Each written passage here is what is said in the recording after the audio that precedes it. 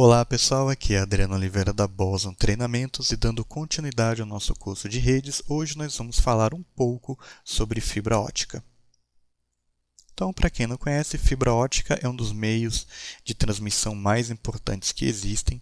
É recomendada principalmente para aplicações que precisam trafegar altas taxas de dados em longas distâncias, como está escrito aí na apresentação. Agora, um dos pontos cruciais aqui quando nós falamos sobre fibra ótica é esse daqui, ó. Os dados eles são transmitidos em forma de luz, né? Nos últimos vídeos aqui da playlist de rede, nós falamos um pouco sobre par trançado, né? Sobre aqueles cabo TP, STP e tudo mais, onde os dados então eram, na verdade, impulsos elétricos, né? O que não acontece no caso de fibra ótica. Aqui os dados são transmitidos em forma de luz, que nos leva à conclusão aqui embaixo. Como a transmissão dos dados é feita em forma de luz, a fibra ótica então ela é imune à interferência eletromagnética. Então vamos supor que você tenha um projeto, né, e você vai montar uma rede no ambiente fabril, por exemplo, numa indústria, numa fábrica. O que vai acontecer? Nesse tipo de local, normalmente você tem bastante motor, você tem gerador, você tem as máquinas, e esse tipo de equipamento ele forma um campo eletromagnético em sua volta, né?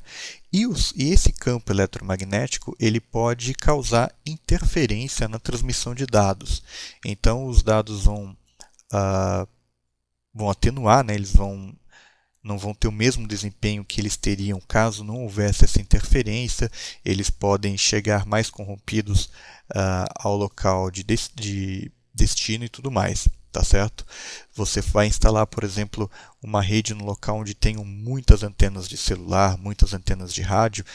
A radiofrequência, toda essa radiofrequência também pode causar interferência na transmissão dos dados quando a gente está usando par metálico. Isso já não acontece aqui com fibra ótica, né?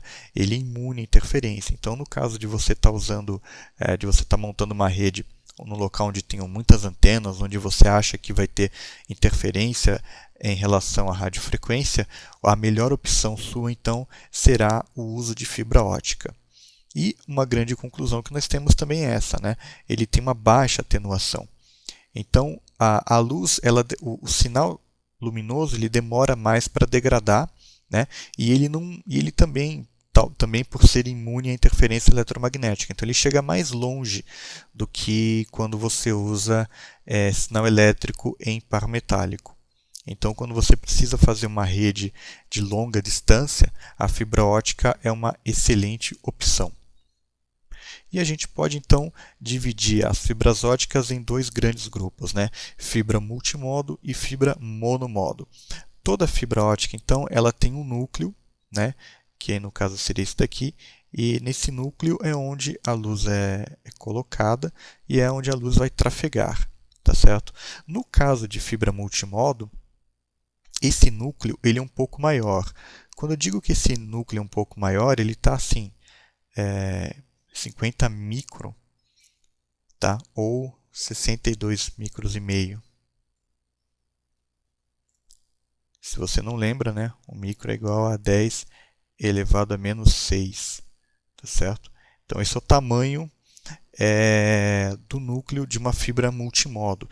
Ele é bem pequenininho, mas considerando o outro tipo de fibra que a gente vai ver daqui a pouco, ele é um pouco grande. E como ele é um pouco grande, a luz ela fica, a grosso modo, não vou entrar nos detalhes da história, mas a luz ela fica se debatendo aqui dentro, né?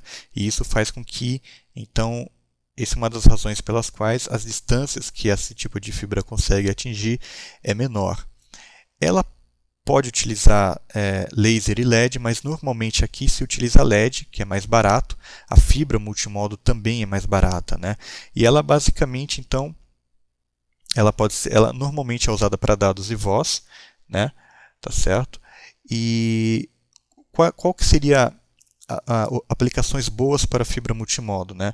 Você usa ela como backbone, por exemplo, vamos supor que você tenha um prédio onde você queira interligar diversos andares. Então você lança uma fibra entre esses andares, né, e faz esse backbone. Ou mesmo ligação entre dois prédios. Quando a gente fala de distâncias menores, no caso de fibra, a gente está falando aí de mais ou menos 2 km, né? Não é bem uma distância pequena, né? 2 km não é pouca coisa, mas se a gente considerar o outro tipo de fibra que a gente vai ver daqui a pouco, essa é uma distância menor, tá certo? A gente vai ter um vídeo mais para frente onde a gente vai ver os padrões de fibra e as distâncias que eles alcançam. O outro grupo seria a fibra monomodo, né? Em inglês você ouve o termo single mode. E a fibra monomodo, então, ela tem um núcleo menor, né? Ele vai estar aí na ordem de 8 e 10 microns, tá certo? Normalmente utiliza laser e ela, então, consegue chegar em longas distâncias. O núcleo tem um tamanho menor e a luz trafega por um caminho reto. Então, se a gente olhar aqui, a gente vai ver que a luz ela não fica se batendo, né? Ela não fica refletindo. Ela segue, ela é inserida desse lado e ela vai por um caminho reto até a outra ponta. Tanto a fibra multimodo quanto a fibra monomodo, além do núcleo, né, ela tem um revestimento, ela tem uma capa, tá certo? E tirando a forma como a luz trafega e o tamanho do núcleo, o resto é bem similar, tá certo? Não chega a ser igualzinho, mas é bem similar. Então é isso aí. Esse primeiro vídeo sobre fibra vai ficando por aqui. Espero que vocês tenham gostado. Quem puder pode seguir a gente aí no Twitter, no @bosonTreina. Entre aí no nosso site bosontreinamentos.com.br e se inscrevam aí no nosso canal. Muito obrigado e até a próxima.